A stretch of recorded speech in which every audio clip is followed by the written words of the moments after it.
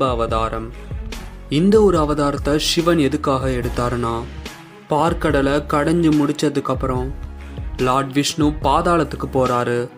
அங்க ஒரு சில பெண்களை மணந்து கொண்டதால் அவர்களுக்கு அசுரர்கள் மகன்களாக பிறந்தார்கள். பெருமாளோட மகன்களான இந்த அசுரர்கள் தேவர்களுக்கு தொந்தரவு செஞ்சுக்கிட்டே இருந்தாங்க. அமிர்தத்தை நம்ம அசுரர்களால் கைப்பற்ற முடியலேன்ற கோபத்துல எல்லா ரிஷிகளையும் தொந்தரவு செஞ்சுக்கிட்டே இருந்தாங்க இந்த குழந்தைகள்.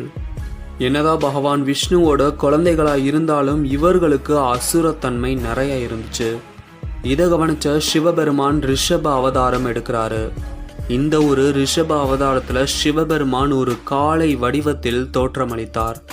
அந்த ஒரு காளை, அதாவது சிவபெருமான் நீல நிறத்திலும் இருந்தார். தன் மகன்களை காப்பாத்துறதுக்காக விஷ்ணுவே இறங்கி பாதாளத்துக்கு வராரு. இருந்தாலும் வந்திருக்கிறது